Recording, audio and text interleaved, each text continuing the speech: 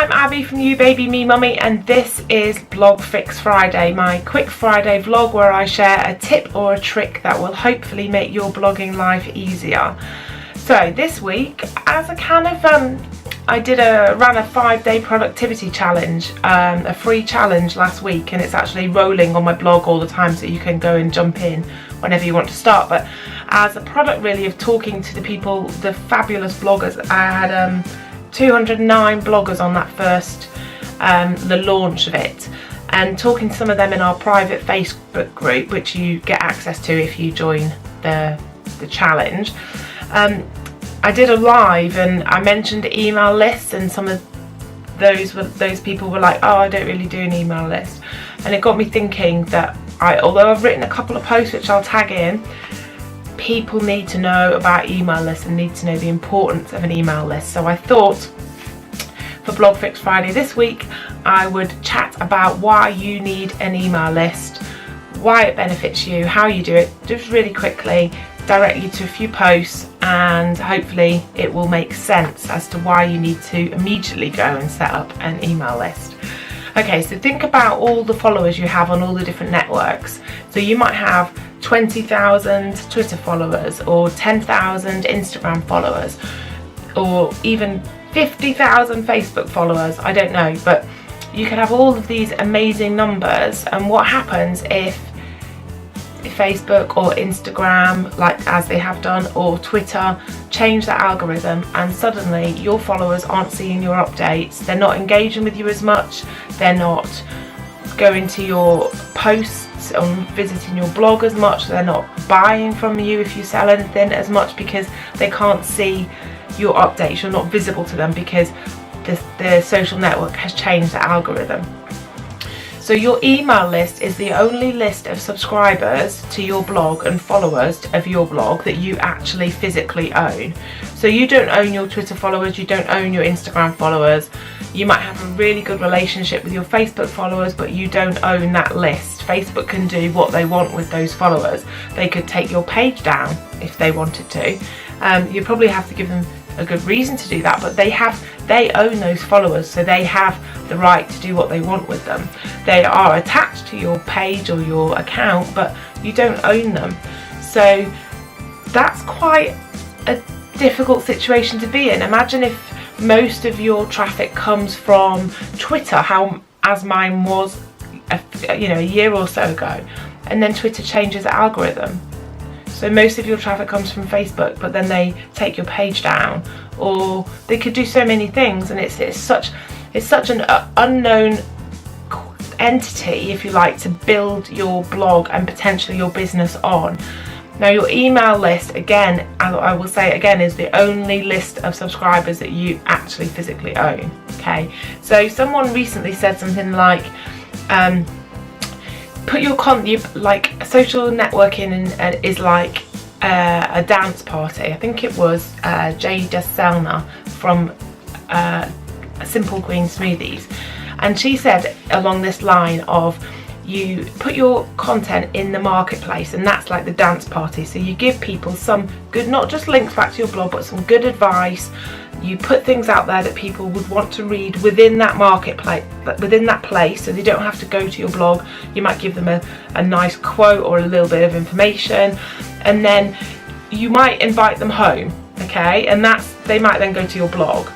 So that's the analogy of inviting them home, or they come to your house to continue the party. It doesn't have to be dodgy, and that's the next step. So you've given them, but you have to give them something on the social network to start with. You have to give them free stuff on that network to make a good relationship. Then they come to your blog, so they come home with you, and then the next step is you then get them to the bedroom, and that's the mailing list. Okay, so as you can see from that slightly dodgy analogy, that the bedroom is the most intimate part, so it's the part where you can have the most connection with someone. Okay, so that is your mailing list.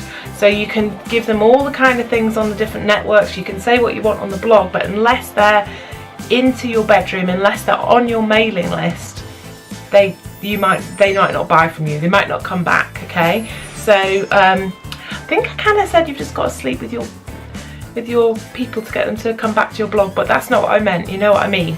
So it's just the different levels of marketing your content or your products to different people. So you need to get them on your mailing list. Hopefully that random analogy of a dance party has helped you understand the different levels. So give them something in the party, you know, you're witty, you're funny, you give them the content, then you know, you might entice them to your blog because they think, you know, she's such a good laugh, I want to hear more of her stories, so I'm going to go to her blog. And then actually I want a deeper connection. So that's your mailing list. It's the people that, you know, that are really, really invested in your blog. Okay, so if you want to have any sort of passive income from your blog, then, so we all know about brand work, you know, you work from a brand, you trade time for money kind of thing, and that's how brand work works, and that's all well and good, but passive income is quite a big deal for bloggers, and it's not really something that should be, if you want to make blogging your business, it's not that optional. You really should be thinking about how you can do this and how you can make a passive income. So some examples would be downloads. You might be a really good designer, so you might be able to design some cute little posters or motivational quotes that people can print off your blog for not much money, or you can sell through Etsy or whatever. So you might have, you know, downloads, courses, ebooks, challenges that people pay money to join in, training, anything where, you know, you're giving something, you're producing a product of some sort, and people will purchase it from you for a varying amount of money depending on your product. And then when you put that effort into that product, you might update it every now and again, but that product will sit on your blog or wherever you're going to sell it from and will just passively make you income. So you might promote it, you know, and have a tweet going out or whatever, but you don't have to trade time for bucks because you've already done that, you've already set the thing up. So you might even design a line of products if you're that kind of person, you know, and work with someone to produce some products, but then they sit on your blog and you don't have to produce them every time you want to sell them, they're there. So that's passive income. You could even, with your mailing list, if you're good at affiliate sales, use your mailing list to increase your affiliate sales. So people are more likely, if you're in their inbox, they're more likely to buy from you than they are from your blog. That's, you know, standard. So think about how you can work your mailing list to increase your income. So products, all those passive income products, but also you could, if you wanted to work with brands and say, look, you know, I've got a really good engaged list, you know, you can pay me some money to put some promotion on my mail out, and that will then be using your list to its advantage as well.